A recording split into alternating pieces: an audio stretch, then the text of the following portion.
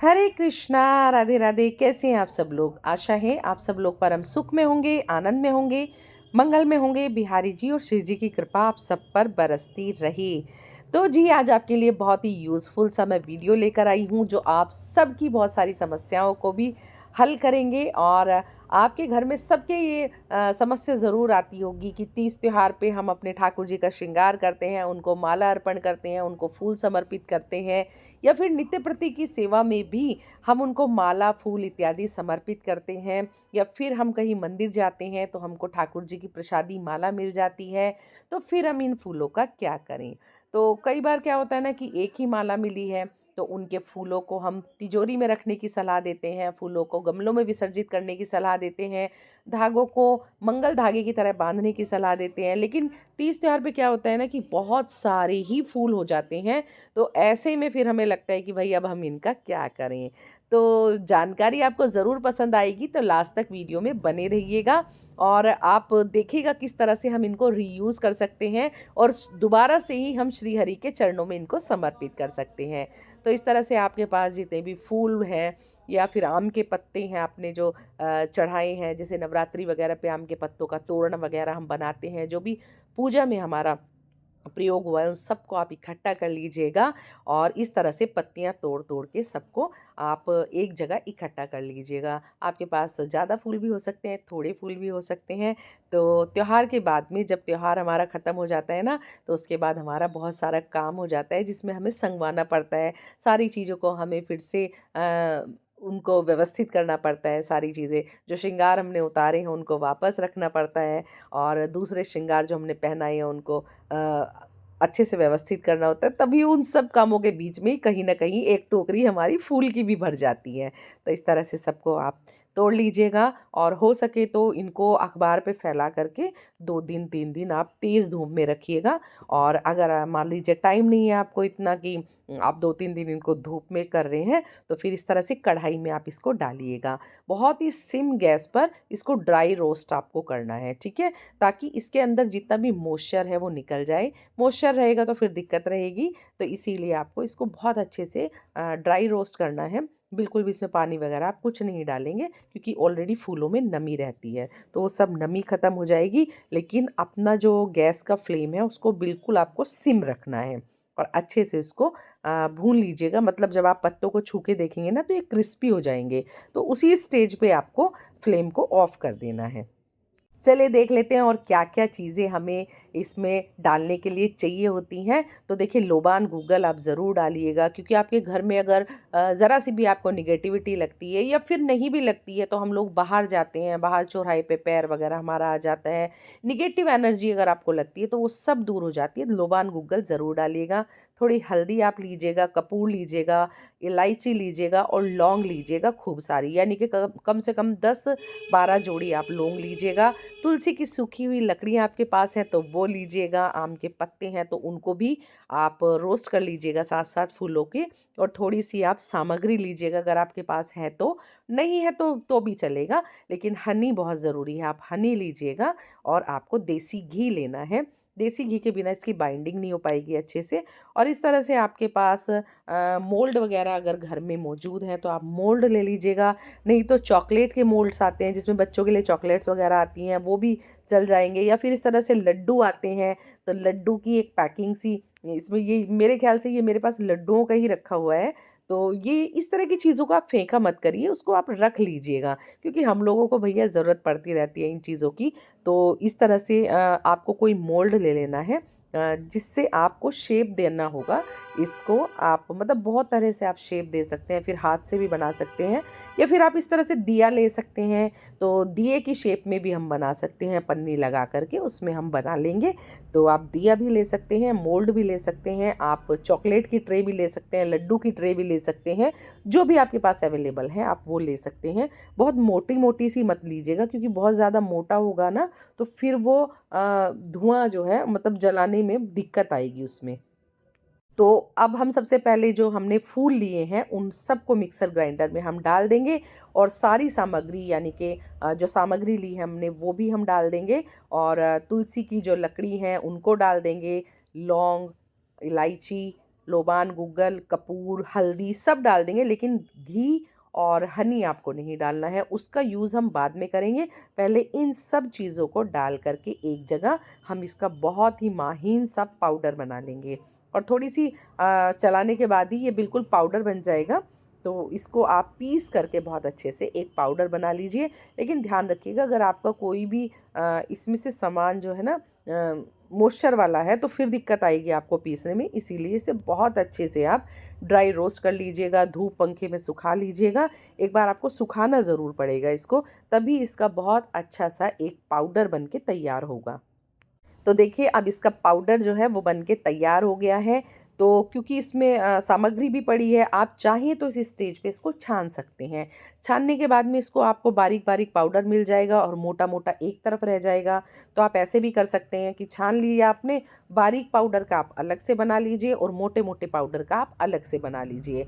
लेकिन मैं यहाँ इसको नहीं छानूंगी, क्योंकि मुझे तो अपने घर में पॉजिटिविटी लानी है, इसको यूज़ करना है, तो मैं ऐसे ही इसको बनाऊंगी। आप चाहें तो फिर छलनी से, मोटे वाली जो छलनी होती है बड़े वाली, उससे छान के आप पाउडर अलग कर सकते हैं और इसका मोटा मोटा चूरा अलग कर सकते हैं। पर यूज़ आपको दोनों को करना है, ऐसा नहीं करना है कि आपने मोटा मोटा चूरा फेंक दिया।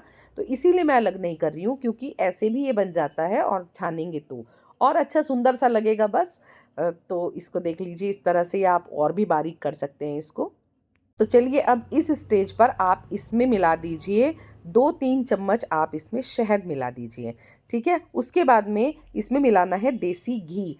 अभी हम थोड़ा ही मिलाएंगे, बस ये अच्छे से बाइंड होना चाहिए। अगर बाइंड करते करते आपको ऐसा लगा कि भाई ये नहीं हो पा रहा है, तो फिर आप इसमें देसी घी और ऐड कर लीजिए। बस ये इस तरह से जब आप इसको हाथ में लेना, तो ये एक शेप बननी चाहिए इसकी, इतना आपको इसमें देसी घी मिलाना है। और हनी कब मिलाना है, मान लीजिए आपने 2 चम्मच हनी मिलाया है, तो फिर 4 चम्मच आप देसी घी मिला लीजिए। और अगर आपको कम लगे तो फिर और मिला लीजिए। तो देखिए कितना अच्छा सा ये मैंने एकदम इसकी बाइंडिंग हो रही है, बहुत अच्छा सा यहाँ पर इसका पेस्ट बनकर तैयार हो गया है। बस अब आपको क्या करना है, देखिए दिया ले लिया है मैंने, एक पन्नी ले ली है। तो पन्नी पे आप हल्का सा घी लगा लीजिए और इस तरह से दबा दबा के इसको भरिएगा।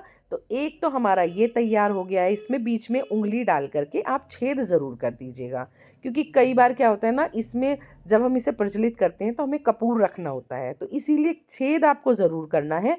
और इस तरह से आप गोल शेप बना करके इसकी इकट्ठा कर लीजिएगा। ठीक है, और इस तरह से आप फिर बत्तियां बना सकते हैं इसकी, धूप बत्ती मोल्ड में डाल करके, मतलब आप इसको अच्छे से भर के प्रेस कीजिएगा, यानी कि बीच में से खोखला नहीं होना चाहिए, कम नहीं भरिएगा, और हर किसी के बीच में आप छेद कर दीजिएगा अच्छे से। ठीक है, तो इस तरह से आप मोल्ड में भर सकते हैं, इस तरह से आप दिए में भर सकते हैं, और इस तरह से आप लंबी लंबी इसकी धूप बत्ती भी बना सकते हैं, या फिर आप किसी और शेप में बना सकते हैं, जैसा भी आपको अच्छा लगे।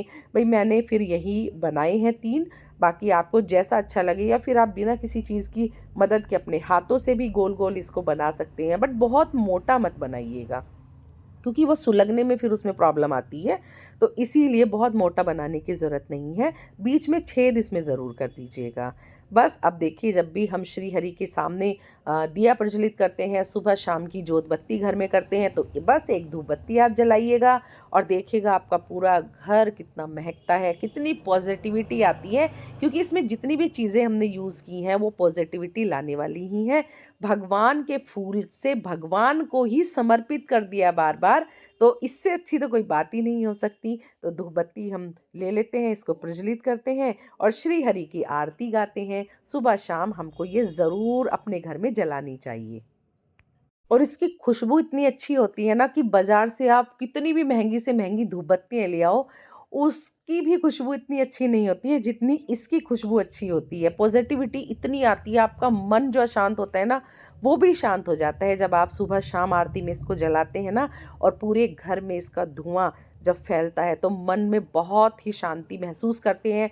लोबान गूगल आपने डाला है, जिसकी वजह से निगेटिविटी आपकी घर से बाहर जाती है। तो इस तरह से देखिए कई शेप में मैंने बना लिया है, इसको धूप में अच्छे से सुखा लिया है। और जो ये मैंने केक बनाई है, मतलब कप केक टाइप से ये बनाया है, तो इसको आप अपने घर में एक टाइम ज़रूर प्रज्वलित करिएगा। इससे आपके घर का जो ऑरा है वो पॉजिटिव हो जाता है। अपने घर के सारे कमरों में इसको प्रज्वलित करके सारे कमरों में इसका धुआं दीजिएगा।